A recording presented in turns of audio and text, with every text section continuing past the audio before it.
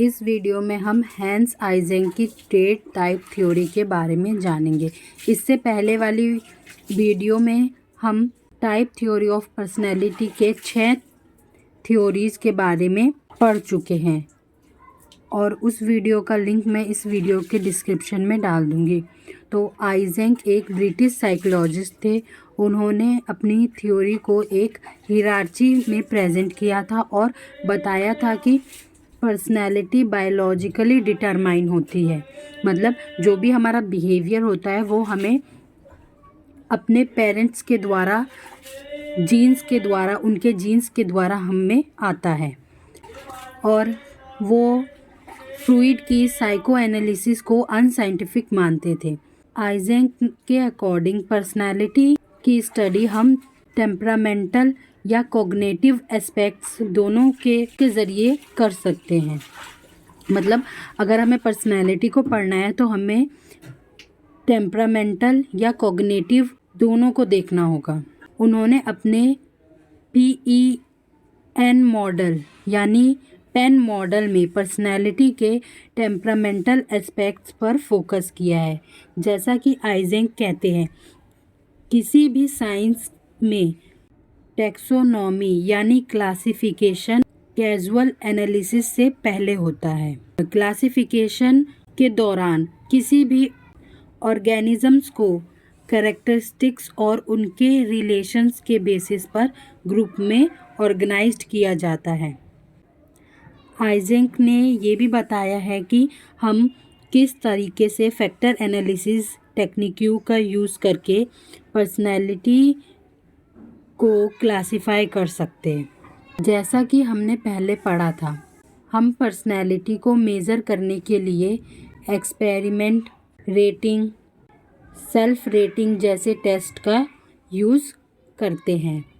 Personality या temperament में individual difference का एनालिसिस ट्रेट के बेसिस पर किया जाता है। और आइजेंक का मानना था कि ट्रेट्स आपस में इंटर कोरिलेट होते हैं और हाई ऑर्डर के फैक्टर्स या सुपर फैक्टर्स को बनाते हैं। मतलब जब बहुत सारे ट्रेट्स मिलते हैं आपस में तो वो हाई ऑर्डर के फैक्टर्स या सुपर फैक्टर्स बनाते हैं, जिन्हें आइजेंक ने टाइप्स का नाम दिया है। तो ये अपने पेन मॉडल में इन्हीं को बताते हैं, इन्हीं टाइप्स को बताते हैं। तो पेन मॉडल, जिसका पूरा नाम है P से साइकोटिसिज्म, E से एक्सट्रावर्जन और N से न्यूरोटिसिज्म। यह मॉडल पर्सनैलिटी का 4 लेवल का एक हिरार्चिकल क्लासिफिकेशन प्रेजेंट करता है। तो इसके जो सबसे बॉटम लेवल होता है उसमें ये बताते हैं कि पर्सन एक टाइम पर एक ही रिस्पॉन्स शो करेगा। जैसे अपने फ्रेंड्स से बात करना, वो अपने फ्रेंड्स से बात कर रहा है, ठीक है। सेकंड लेवल पर इन्होंने हैबिट्स को बताया है कि पर्सन हर टाइम वो रिस्पॉन्स या बिहेवियर शो करेगा। जैसे हर बात के लिए, किसी भी चीज़ के लिए वो अपने फ्रेंड्स को फ़ोन कर देता है और उससे बात करने लग जाता है। इस तरीके से मतलब वो उसकी हैबिट बन जाती है अपने फ्रेंड से बात करना। थर्ड लेवल पर उन्होंने ट्रेट्स को बताया है, यानी उनके अंदर कौन से ट्रेट्स हैं जो बहुत सारे हैबिट्स को मिलाकर एक ट्रेट बनता है ना, वो जैसे सोशेबिलिटी या आउटगोइंग का ट्रेट। जैसे आपको लोगों से मिलना पसंद है, उनसे बातें करना पसंद है, ये हो गया ट्रेट्स। 4 लेवल पे सुपर फैक्टर्स या डायमेंशंस को रखा है, जिन्हें टाइप बोला गया है। लाइक कि मतलब जो बहुत सारी हैबिट्स मिलकर एक सुपर फैक्टर बनाती है, जिसको इन्होंने टाइप्स बोला है, वो आता है। जैसे एक्स्ट्रावर्जन, यानी ऊपर हमने पढ़ा था कि उसके अंदर बहुत सारे ट्रेट्स हैं, जैसे आउटगोइंग का, फ्रेंडली नेचर है उसका और सोशेबिलिटी है उसके अंदर। तो ये सारी ट्रेट्स है, ये सारी ट्रेट्स मिलकर क्या शो कर रही है कि वो पर्सन एक्स्ट्रावर्जन टाइप का है। तो ये हो गया उसका सुपर फैक्टर। आइजेंक के अकॉर्डिंग हमारे अंदर 3 तरह के सुपर फैक्टर्स होते हैं। पहला एक्सट्रावर्जन, न्यूरोटिसिज्म और साइकोटिसिज्म, और ये तीनों आपस में कोरिलेट नहीं करते हैं। ये सुपर फैक्टर्स हिरार्ची के टॉप लेवल पर होते हैं और ये स्टेबल होते हैं, मतलब ये चेंज नहीं होते।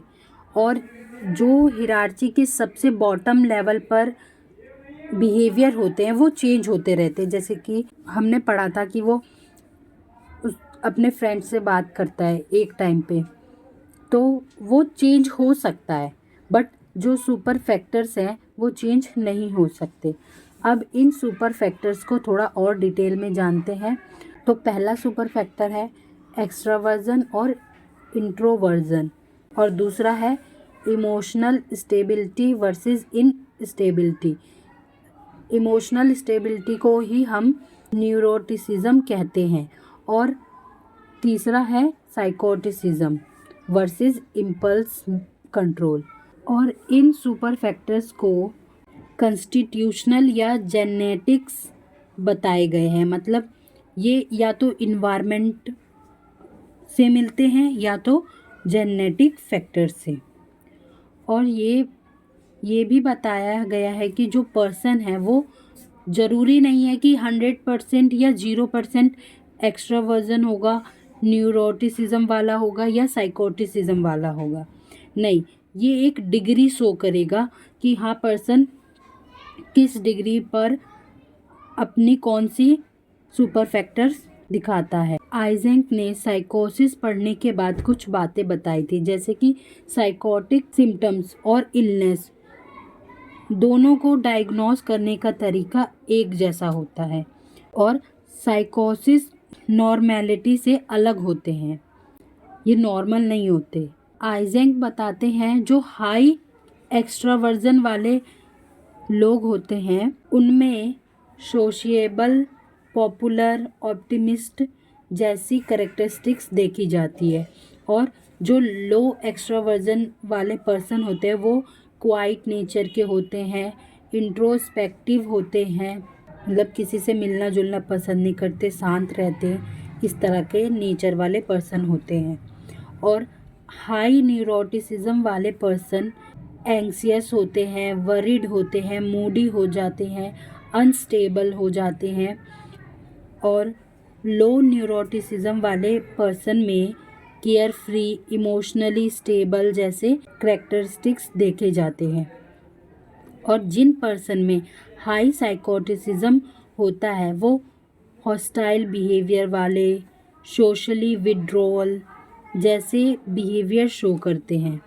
और लो साइकोटिसिज्म वाला पर्सन सोशलाइज्ड होता है, एम्पैथिक होता है और कन्वेंशनल होता है।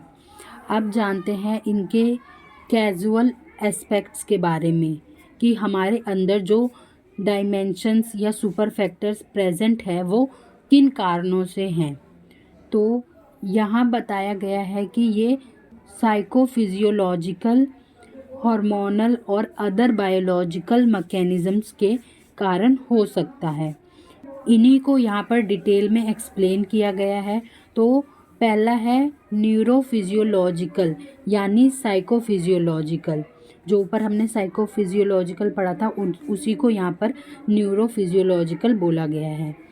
मतलब किस तरह हमारे ब्रेन के एक्शंस पर हमारे ट्रेट्स और टाइप्स होते हैं।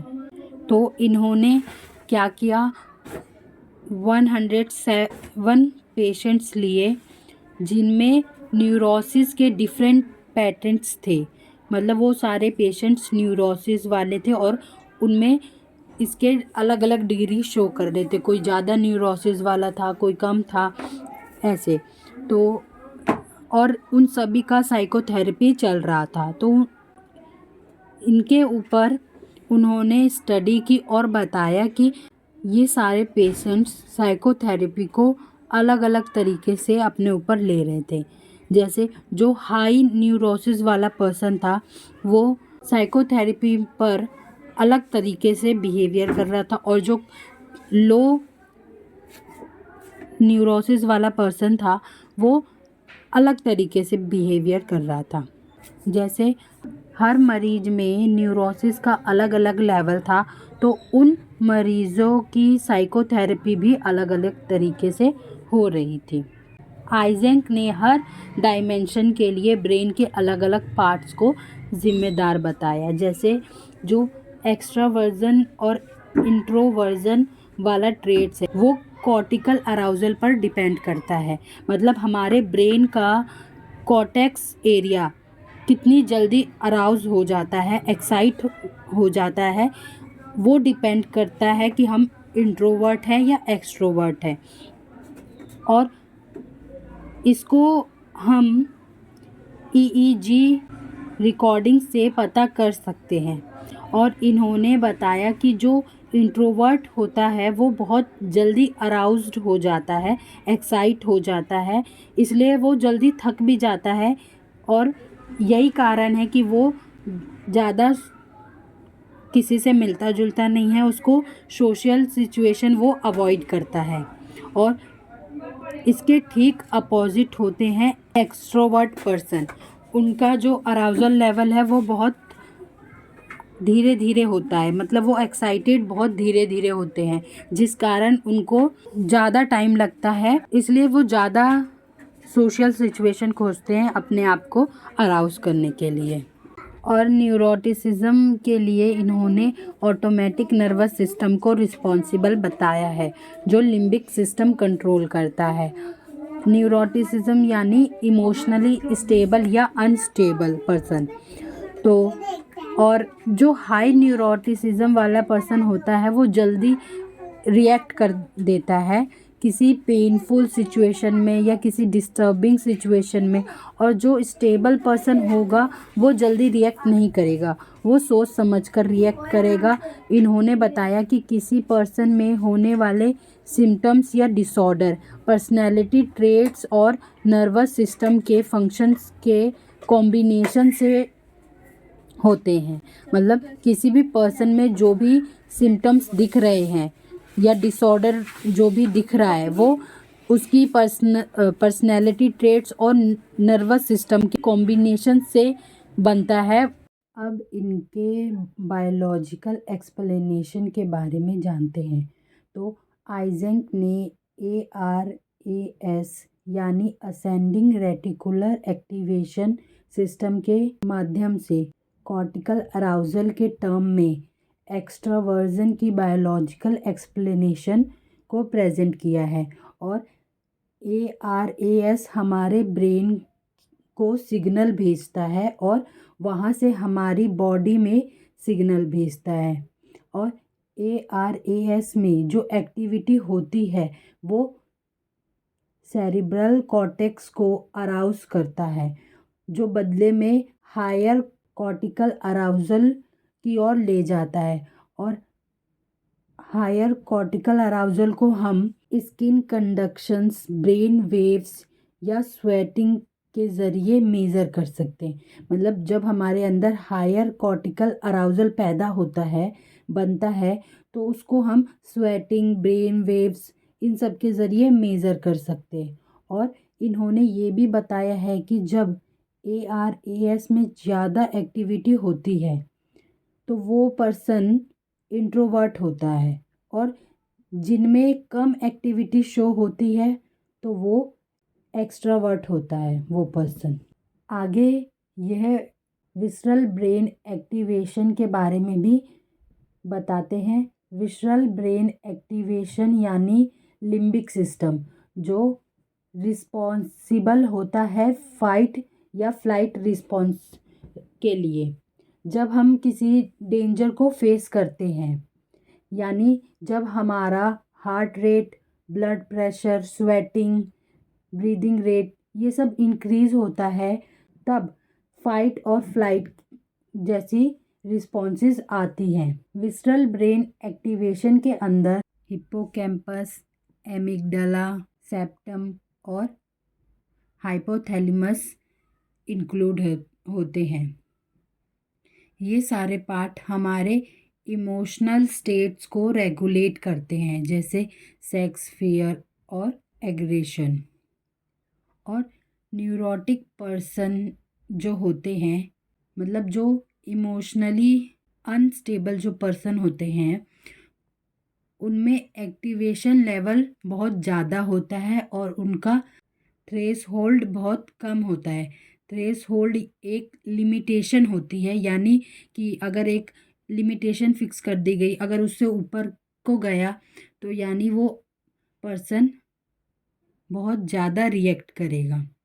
तो जो न्यूरोटिक पर्सन होते हैं उनमें एक्टिवेशन लेवल ज़्यादा होता है और थ्रेशहोल्ड बहुत कम होता है। और जो स्टेबल पर्सन होते हैं उनका एक्टिवेशन लेवल बहुत कम होता है और थ्रेशहोल्ड ज़्यादा होता है। यहाँ इन्होंने साइकोटिसिज्म को हार्मोनस से भी एक्सप्लेन किया है। तो MAO जो हार्मोन है, यानी मोनोमाइन ऑक्सीडेज जो हार्मोन है, वो हमारे अंदर के यूज्ड न्यूरोट्रांसमीटर को क्लीन करता है। मतलब जो न्यूरोट्रांसमीटर ख़त्म हो चुके हैं उनको उनकी जगह से क्लीन करता है। आइजेंक बताते हैं कि जो साइकोटिक पेशेंट्स होते हैं उनमें ये बहुत कम पाया जाता है और ये हम टेस्ट भी कर सकते हैं। इनकी थ्योरी की ख़ास बात यही थी कि इन्होंने जितनी भी बात बोली थी उनको इन्होंने प्रूफ भी किया था कि हम किसके ज़रिए इसको मेज़र कर सकते हैं, किसके ज़रिए नहीं कर सकते, जैसे ऊपर हमने पढ़ा था। तो ये जो पेन मॉडल है वो क्या कंट्रीब्यूशन करता है पर्सनैलिटी को स्टडी करने में, अब इनको जानते हैं। तो ये पर्सनैलिटी को बहुत अच्छे से डिस्क्राइब करता है और इसके कैजुअल एस्पेक्ट्स को भी बताता है कि किस कारण ये होता है। दूसरा कि इन्होंने कैजुअल एक्सप्लेनेशन भी बताई है और इन्हें डिस्क्राइब भी किया है। तीसरा कि इसे हम टेस्ट भी कर सकते हैं जिससे हमें एविडेंस मिल जाता है इसे प्रूफ करने का। फोर्थ, इन्होंने अपनी हिरार्ची में टाइप और ट्रेट को दोनों को एक्सप्लेन किया है। फिफ्थ, इन्होंने जितने डायमेंशन बताए हैं उनको टेस्ट भी किया है और उनके बेसिस पर इन्होंने अपने डायमेंशन को प्रेजेंट किया है। अब जानते हैं इनकी क्या स्ट्रेंथ है। पहला है कि पर्सनालिटी के एलिमेंट्स को हम हिरार्चिकली अरेंज कर सकते हैं। जैसे पहले रिस्पॉन्स आएगा, फिर हैबिट्स आएंगी, फिर ट्रेट्स, फिर उसके बाद टाइप्स। इस तरीके से हम उसको हिरार्ची में अरेंज कर सकते हैं। दूसरा, इन्होंने कुछ सुपर ट्रेट्स बताए हैं जिन्हें टाइप्स बोला जाता है। वो काफ़ी हद तक हमारे बिहेवियर को इन्फ्लुएंस करते हैं। और तीसरा, इन्होंने एक ही थ्योरी में सब चीज़ें एक्सप्लेन कर दी है बहुत अच्छे से और प्रूफ के साथ किया है। अब जानते हैं कुछ बेसिक पर्सनालिटी टाइप्स के बारे में। आइजेंक ने अपनी थ्योरी के लिए डाटा कलेक्ट किया था सेल्फ रिपोर्ट के ज़रिए, ऑब्जर्वर रेटिंग के ज़रिए, बायोग्राफिकल इंफॉर्मेशन के ज़रिए और ऑब्जेक्टिव फिजियोलॉजिकल टेस्ट के ज़रिए। फिर उन्होंने इनका फैक्टर एनालिसिस किया और इन्होंने सबसे पहला टाइप पाया जो था इंट्रोवर्जन और एक्सट्रावर्जन, और दूसरा पाया था इन्होंने न्यूरोटिसिज्म और स्टेबिलिटी, और बाद में इन्होंने तीसरा टाइप ऐड किया जो था साइकोटिसिज्म और सुपर ईगो स्ट्रेंथ। और जिनमें ये ट्रेट्स होते हैं वो ईगोसेंट्रिक होते हैं, इम्पल्सिव बिहेवियर वाले होते हैं, दूसरों के साथ सेंसिटिव होते हैं और सोशल कस्टम्स यानी रीति रिवाज के अपोजिट होते हैं। अब जानते हैं हम पर्सनैलिटी को कैसे मेज़र कर सकते हैं इसके बारे में। आइजेंक ने बहुत सारे सेल्फ रिपोर्ट्स क्वेश्चनरी डेवलप की थी, बट जो सबसे फेमस स्केल है वो है EPQ यानी आइजेंक पर्सनालिटी क्वेश्चनरी, जो ये मेज़र करता है कि पर्सन की पर्सनालिटी इन तीनों डायमेंशन पर कहाँ पर लाई करती है। यहाँ इन्होंने इंट्रोवर्ट्स और एक्सट्रोवर्ट्स में डिफरेंस बताया है। पहला, एक्सट्रोवर्ट में पेन को टॉलरेंस करने की पावर ज़्यादा होती है इंट्रोवर्ट्स के मुकाबले। दूसरा, एक्सट्रोवर्ट लोग ज़्यादा टॉकेटिव होते हैं, बातूनी होते हैं इंट्रोवर्ट के मुकाबले, और इनको ज़्यादा ब्रेक्स चाहिए होता है जब ये काम करते हैं तो। और तीसरा, एक्साइटमेंट इनकी परफॉर्मेंस को ज़्यादा इन्हेंस कर देती है, जबकि इंट्रोवर्ट लोग जो होते हैं वो इस एक्साइटमेंट से ज़्यादा परेशान हो जाते हैं, जिससे इनकी परफॉर्मेंस ख़राब हो जाती है। फोर्थ, एक्सट्रोवर्ट लोगों को पीपल ओरिएंटेड जॉब ज़्यादा अच्छे लगते हैं, जैसे सेल्स और सोशल वर्क्स टाइप का। और इंट्रोवर्ट लोगों को थियोरेटिकल और साइंटिफिक वोकेशंस ज़्यादा अच्छे लगते हैं, जैसे इंजीनियरिंग, इस तरीके से। फिफ्थ, इंट्रोवर्ट मास्टरबेशन ज़्यादा करते हैं, जबकि एक्सट्रोवर्ट लोग कम करते हैं। और सिक्स्थ है, इंट्रोवर्ट लोग एक्सट्रोवर्ट लोगों के मुकाबले ज़्यादा ग्रेड्स लाते हैं। और सेवेंथ है, इंट्रोवर्ट लोग ज़्यादा हैं जो किसी साइकेट्रिक रीज़न के कारण कॉलेज या स्कूल बीच में ही छोड़ देते हैं। एट्थ, इंट्रोवर्ट लोग मॉर्निंग में ज़्यादा एक्टिव होते हैं और एक्सट्रोवर्ट इवनिंग में। नाइन्थ, इंट्रोवर्ट मॉर्निंग में अच्छे से काम करते हैं और एक्सट्रोवर्ट आफ्टरनून में। इन्होंने यहाँ एक टेस्ट बताया है इंट्रोवर्ट और एक्सट्रोवर्ट का पता लगाने के लिए। इन्होंने बताया है कि अगर हम किसी पर्सन के माउथ में नींबू की यानी लेमन की 4 बूंदें डालते हैं तो जो इंट्रोवर्ट पर्सन होगा वो एक्सट्रोवर्ट के मुकाबले 2 गुना ज़्यादा सलाइवा सिक्रीज करेगा। और इन्होंने इस टेस्ट को लेमन ड्रॉप टेस्ट का नाम दिया है। तो ये थी इनकी ट्रेट टाइप थ्योरी।